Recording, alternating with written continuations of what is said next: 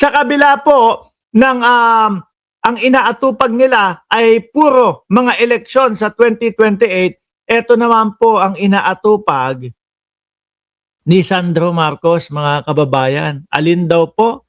Natural po. Yung trabaho, no? Tinatrabaho ni Congressman Sandro Marcos, mga bossing, yung school documentation of documents processing gawing libre para sa mga fresh graduate. May bayad ba yun? Hindi, ngayon lang ho ang tagal ko nang gumraduate. Ay, parang humingi ako ng Form 137 yata. Parang meron nga. Tsaka medyo matagal. Ano po? Pero yun, yung panahon ho yun ng 2001 nung gumraduate ako. No? Sa high school. Form 137. Yun yung pagkakaalala ko doon. Kuya Lokis, live ba ito? Kuya MR, minsan naiiba ang dam. Hindi, ayan, live, di ba? Ayan yung comments mo, oh. Tapos nandiyan na din si Chaicher, no? Ito kakain kami nito mamaya. Magpapa-Jollibee kami nito ni Chaicher mamaya, di ba? Birthday po niyan. Ngayon no, mga kababayan, isinusulong ni House Majority Leader Sandro Marcos ang House Bill number 8701 na mag-uuobliga sa mga kolehiyo at universidad na magbigay ng libreng kopya ng academic records sa mga fresh graduates at gumamit ng digital system para sa mas mabilis na pagkuha nito. Para rekta na po, mga kababayan, trabaho, wala nang masasayang na oras at panahon. Ganon. No? Nakita nyo yung pagkakaiba nung magkabilang kampo? Si Vice Presidente, kasama sa gobyerno, pero ang inaatupag, puro politika. Ang inaatupag, puro kandidatura para sa 2028. Ang tagal pa ho nun, no? Parte siya ng gobyerno. Ni wala tayong makita na ginagawa ng Vice Pangulo.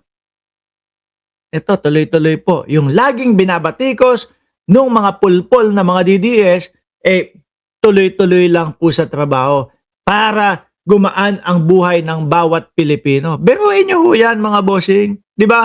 Ang tagal ho nating ang tagal po natin na nananatili sa mga ganyan. Christina Catherine Garcia, good evening po na Pinas daw po. Wala pa, hindi pa ako makapasok Bakit? Kasi wala pa akong pambayad ng mga diploma ko, wala pa akong pambayad ng mga et cetera ko, wala pa akong pambayad ng mga Form 137 ko, kaya hindi pa ako makapagtrabaho. Saka na, at least ito, isinusulong ni Congressman Marcos na maging libre at mabigay ng agaran. Kasi mga kababayan, syempre, lalo na doon sa mga walang eksperyensya sa trabahong gusto nilang pasukin. Syempre, ang mga hihingin po dyan, yung mga fresh graduate, nakagraduate ka ba? Opo, kakagraduate ko lang. Sige, subukan natin ang kakayanan mo. At least, wala nang masyadong mahabang gap na matetenga yung graduate. Ang nangyayari ho kasi, pag natenga ng matagal, wala na. Panghihinaan na ng loob. Hanggang sa magiging wala nang trabaho. Di po ba? Ganyan ang matatalinong mga politiko. Ganyan yung mga matatalinong leader, mga kababayan. Naiisip po yan. Lalo na siguro pinagdaanan nila. Kaya nairerekomenda at isinusulong na maging batas. Sabi ni Ma'am Trexie Villa, meron. Anong meron? Para ka pong nagsasabong dyan Sa meron ba o sa wala? Layunin ng House Bill ng 8701 o academic ang Labor Pathway Assistance for Students ALPAS Act ni House Majority Leader Sandro Marcos, alisin ang mga bayarin at tanggalin ang mahabang proseso ng pagkuha ng mga papeles para sa mga nakapagtapos sa loob ng huling 12 buwan para mas madali silang makahanap ng trabaho. Di po ba? Meron bayad. Di ba? Ngayon, yan ang sinusulong niya. Gusto niyan tanggalin para less pahirap na nga naman mga bossing. Para less pahirap at less yung pagkakatenga nung isang estudyante. Ngayon po, meron ako ipapakita sa inyo. No? Ipagpaumanhin nyo po, mga kababayan, kung itong ipapakita ko sa inyo ay medyo mahirap pong intindihin. Sir Paulo, na green yung pangalan. Shout out sa iyo. Oh. Ako po lang. Oh. Nakikita nyo po yan, si Congressman, mga kababayan? Nakikita nyo po yan? Nakikita nyo po, Pluto? Oh.